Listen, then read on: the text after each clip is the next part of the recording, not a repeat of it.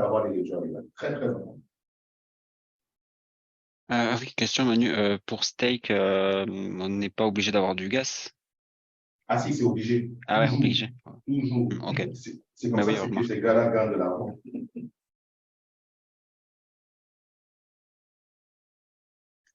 OK. On m'a dit de refresh. OK, je vais refresh quand on va finir avec Romain. Waouh! Punaise! 1449. Très intéressant. Très, très, très intéressant ce qui se passe. On va faire deux opérations avec Romain. C'est plus intéressant. Vous voyez que Romain a un P ratio de 1452. Donc, lui, la liquidation, il n'a même pas s'inquiéter. Bien. Maintenant, sauf qu'il veut vendre une partie. Il a 75 000, comme vous le voir juste à gauche. Il a 75 000 à droite. 75 000 de dinars disponibles. Et il veut vendre une partie. À 0,12, c'est plutôt intéressant. OK? Donc, dis-moi, Romain, on va faire un truc. Combien veux-tu vendre? 5 000, 10 000, 20 000?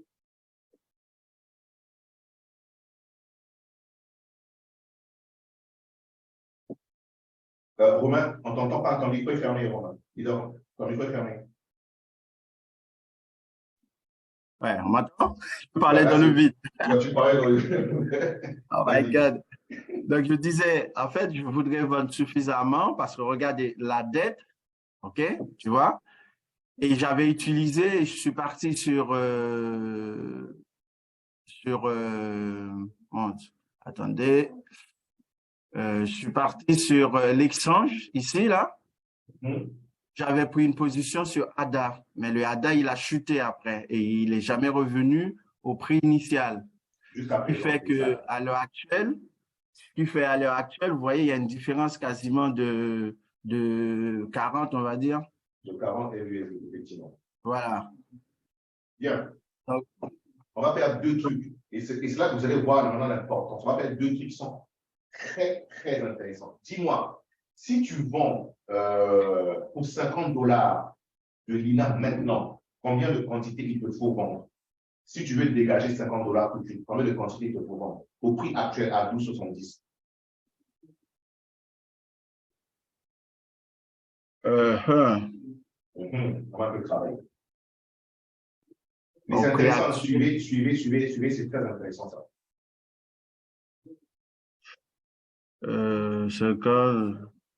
Il faut que je divise 50 dollars par le prix actuel. Non, donne-moi juste le prix. Combien de quantité? Donne-moi juste la quantité qu'il te faut vendre. La quantité, tu as 75 000, tu as 75 000 dinars disponibles. Maintenant, tu as envie de boucher ce trou. Donc, grosso modo, il te faut, comme tu dis, 40. On va arrondir à 40, disons à 50. Il faut 3 900 et quelques, bon, disons 4 000. Bien, il faut 4 000. D'accord? Maintenant, on va faire quelque chose de très simple. Donc, sur les 4 000, on va faire 40 secondes. Ce que tu vas faire, va sur la partie burn, tu remontes. Bien. Tu vas sur un stake et tu mets 4 000. Un stake linéaire. Tu mets 4 000. Très bien. Et tu vois qu'en mettant 4 000, regardez tous les gars, quand tu vas développer 4 000 linéaires, son P ratio va revenir à 1401. Et on va faire, vous voyez qu'il est très bien, vu qu'il est limité à 400. Donc, il est très loin de ces 400. Et c'est dommage parce que ces P ratios peuvent encore, je suppose, lui permettre de gagner encore plus de linéaires. Mais c'est la seconde partie qu'on va faire tout de suite. Maintenant, tu redescends. Ton ledger activé, il est opérationnel? Oui. Ok, super. Maintenant, descends. Les gars, suivez après poser des questions. Ok, maintenant tu cliques, maintenant tu brûles, tu dois brûler. Regardez la partie où c'est écrit LUSD. Il était à 61. Donc, notre but, c'est de faire en sorte qu'il passe à 100. Maintenant, tu descends, tu valides. Ok, vas-y.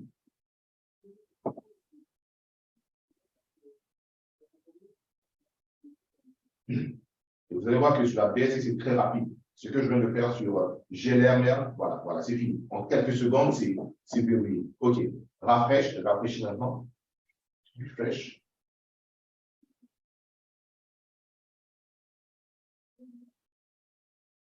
Bien, très bien. Vous voyez maintenant que là, il a le Weibel 4000 dinars. Maintenant, va s'il te plaît sur PancakeSwap, s'il te plaît. Va sur PancakeSwap. Connecte-nous PancakeSwap.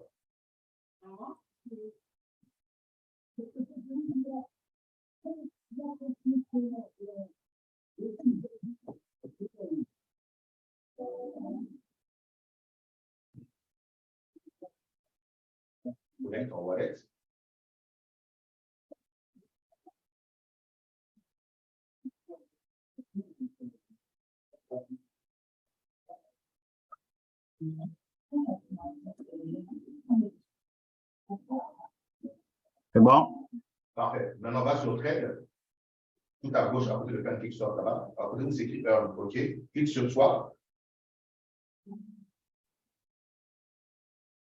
Maintenant, je veux que tu swaps ces Lina en USDT, s'il te plaît.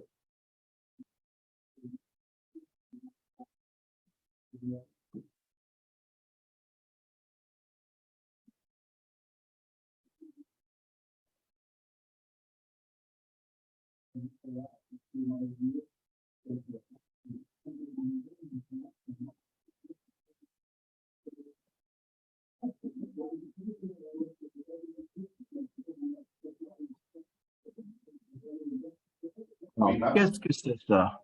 Non, c'est nouveau, c'est nouveau. C'est nouveau sur Pancake Swap pour éviter éventuellement que les gens puissent être piratés. Là, tu cliques max. Ça veut dire que tu veux voilà, échanger le maximum. C'est nouveau sur Pancake Swap, mais c'est plus intéressant.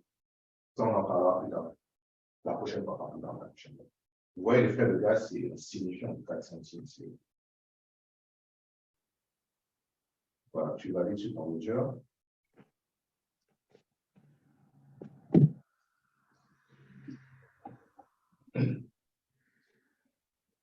Vas-y, tu swaps.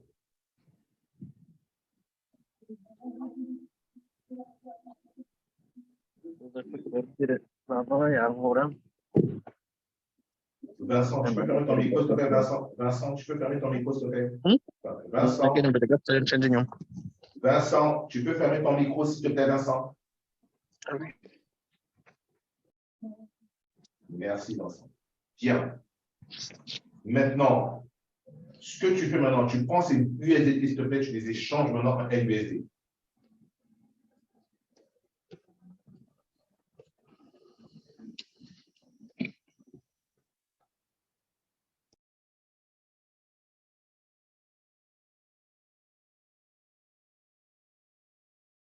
C'est en haut là, c'est le premier.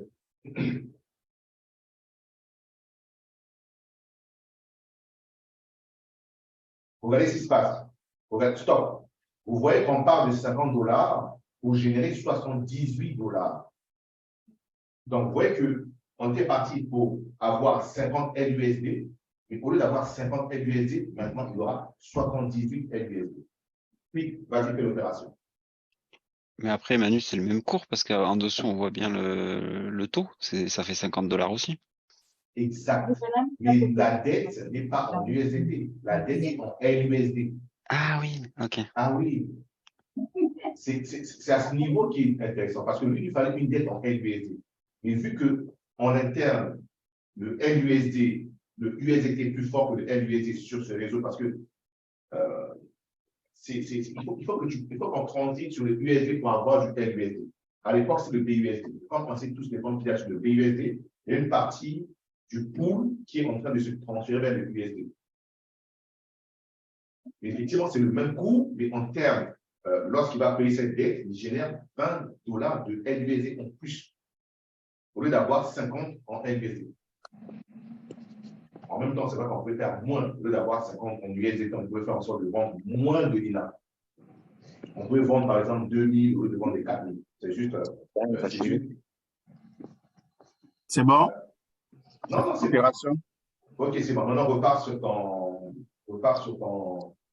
Vincent, ton micro, s'il te plaît. Maintenant, tu repars là et tu rafraîchis. Voilà, tu as maintenant tes 79 LUSD qui coupent largement, très largement maintenant ta dette de 99, vu que tu as 140 maintenant. Super, super. Bien. Par contre, du coup, oui. ma position que j'avais sur l'échange, tu la laisses? Est-ce que je la laisse courir de peur enfin, en espérant plutôt que ça remonte et que, non, ou est-ce que je me mets une limite pour la couper? Non, ne coupe pas. Tant que tu es en spot, ne te tracasse pas du tout.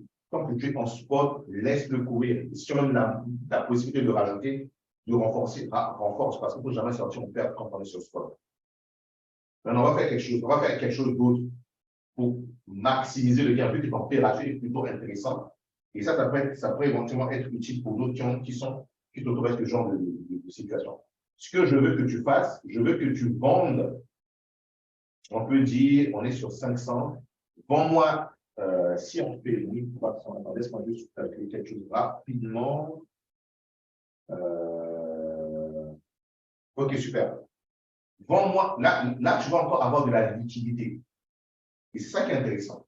Tu vas avoir de la liquidité plutôt. Essaie de faire en sorte que tu me vendes 395 de ces opérations. Je vends combien? 395. Tu sais comment faire, regarde. Va dans tes ratios. Tu vois là où c'est écrit 1300. Non, descends. Là où c'est écrit 1395, mets-moi 1000, s'il te plaît. 1000.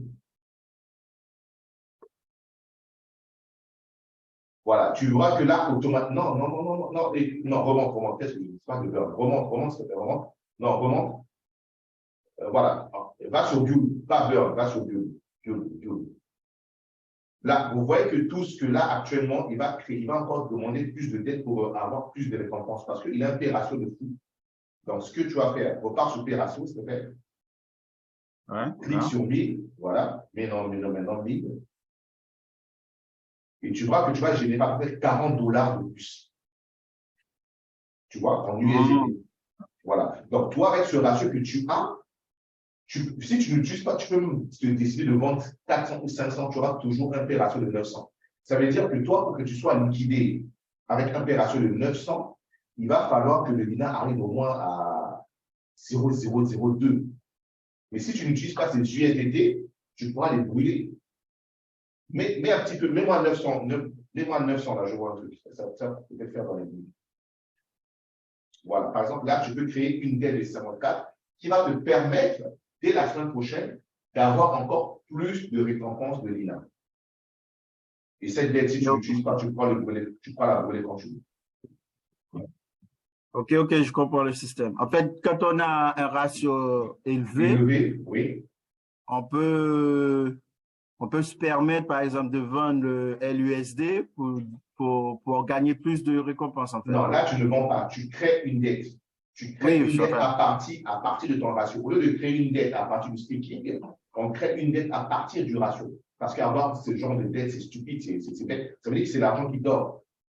Ouais. Tu vois ce que je veux dire? C'est vraiment. Tant que tu n'utilises pas, tant qu'on n'utilise pas ces USDT, tu peux les brûler. Mais néanmoins, chaque semaine, ça te rapporte des linas en plus. Donc là, en faisant cette opération, tu vois que la semaine prochaine, tu auras plus de linas que autre chose. Donc, vaut mieux le faire. Okay. Mais en fait, on peut le faire là. Oui, vas-y, tu peux le faire. Oui, vas-y. Oui, Aurèle. On attend qu'il passe. Mais oui, en fait, c'est pareil pour la TH, on peut faire pareil. Mais c'est ce que je fais, moi. Mais ouais. C'est génial. Mais c'est ce que je fais. Moi, honnêtement, je ne peux pas avoir des ratios de 800. C'est de l'argent que. Laisse tomber. Moi, quand le ratio arrive à 500, 600, je les brûle. Ça me génère plus d'ATH éventuellement. Et l'autre, ça chute, je les brûle et je continue. Eh oui, mais c'est génial. L'essentiel, en fait, c'est de surveiller son ratio, bien sûr, pour pas être trop bas, quoi. Exactement. Super, et ça. vu que nous n'utilisons pas cette dette comme ce qu'a fait Romain, il est parti d'investir ailleurs, on n'a rien à craindre.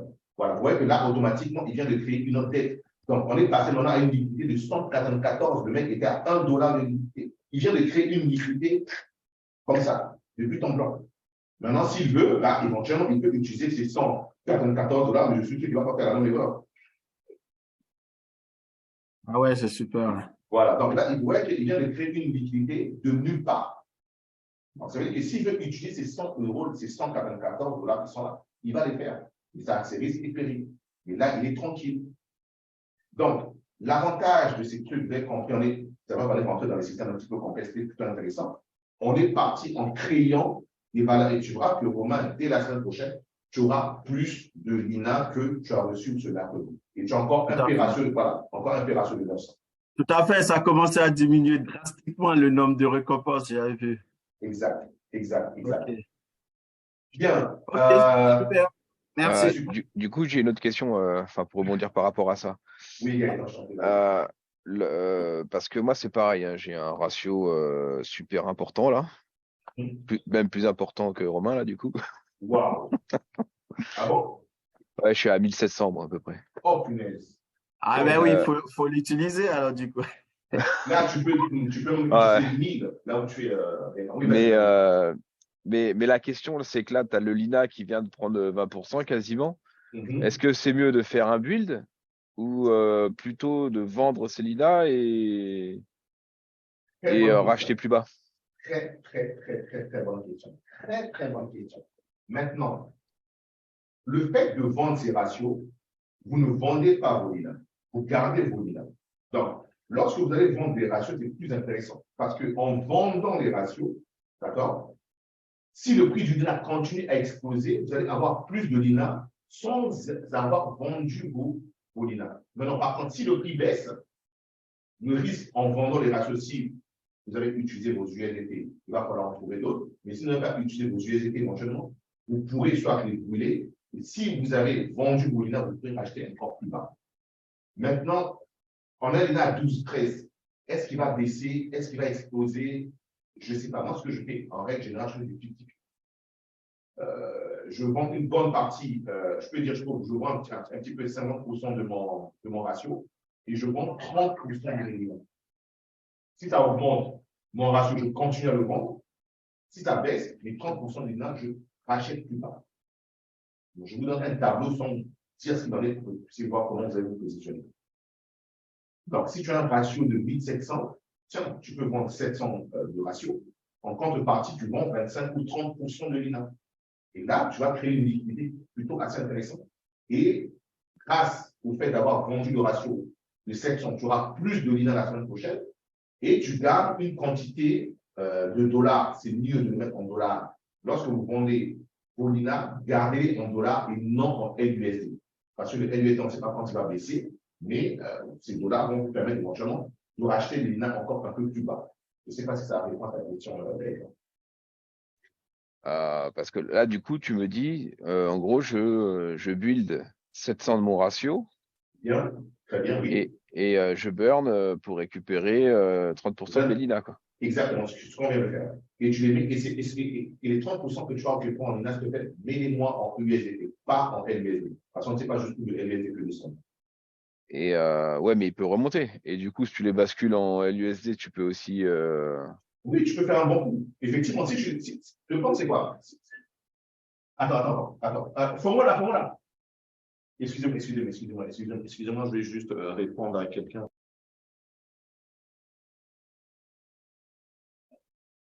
Tu peux pas partager ton écran comme ça, on voit? Donc, J'aimerais bien, hein, mais si je partage mon écran, tu vas voir le match, quoi. il est dans le match. Bon, Ah, my God. j'espère que ça t'a aidé, Gaëtan. En même temps, comme tu dis, malheureusement, on ne peut pas encore faire le truc. Donc, si tu peux partager, tant mieux, mais si tu as déjà compris l'explication que je t'ai donnée, tu pourras faire ça sur lui. C'est bon? Ok, ça Moi, marche, j'ai pas mais bien j'ai noté, saisi pourquoi. je le ferai après, du coup. Ok. Oui, Romain, qu'est-ce que tu n'as pas bien saisi? J'ai pas bien saisi pourquoi il faut garder USDT au lieu de LUSD. Bien, ok. Je vais vous présenter pourquoi et puis on va essayer de passer à autre chose très rapidement. Avant qu'on termine, je vais essayer de présenter pourquoi garder en USDT que en LUSD. Un instant, je vais. Est-ce que tout le monde voit mon écran là? C'est bon? Tout le monde voit ou pas du tout? Non, pas du tout. Ok. Qu'est-ce que j'ai fait? Pourquoi les gens. Ah, ok, c'est bon, je n'ai pas récupéré la main. Je vais récupérer la main rapidement. Un instant. Je récupère la main. Et vous allez voir pourquoi c'est bon. Je vais partager mon écran maintenant. Bien, tout le monde voit mon écran. Je suppose que oui, c'est bon, j'ai le retour. Et je vais taper LUSD tout de suite et vous allez voir pourquoi. Regardez ce que nous avons. 64 centimes, sachant qu'il y a encore quelques temps, on était pratiquement à 1,43. Il peut encore chuter jusqu'à 30 ou 40 dollars, jusqu'à 30 ou 40 centimes. Donc, ça veut dire que si il est plus stable, ce n'est plus un stablecoin, celui-là, c'est même plus simple comme on peut l'appeler. Donc, si vous le prenez en LUSD, vous comprenez que si vous voulez acheter du Lina à un prix quand il sera bas et que ce LUSD est à 30 centimes, vous faites une très mauvaise affaire. vous allez avoir moins de quantité de LUSD, moins de quantité de Lina. Maintenant, Ok, super, j'ai compris. maintenant, si pour ceux qui veulent, c'est ce que je fais maintenant depuis un certain temps, j'achète. Ce qui est dommage, c'est là que vous allez comprendre pourquoi c'était intéressant qu'il y ait Linear Terminator. C'est ça qui est vraiment dommage. Ça veut dire que si vous prenez par exemple $100 tout de suite, $100, et que vous achetez du LUSD au prix actuel, ce qui vous fait à peu près 156, ça veut dire que vous gagnez 56 $ en LUSD en plus. Mais ce qui m'énerve, c'est que sur Predator, ou bien sur Terminator, ou je ne sais pas comment ça s'appelle d'ailleurs, je l'oublie toujours, on peut revenir rapidement sur Liquidator, où il n'y a plus rien. Voilà, je vais juste connecter pour que vous voyez. Et c'est ça qui est dommage. C'est vraiment ça qui est dommage. On aurait pu faire de très, très, très bonnes affaires avec cela. Vous pouvez voir que là, actuellement, OK.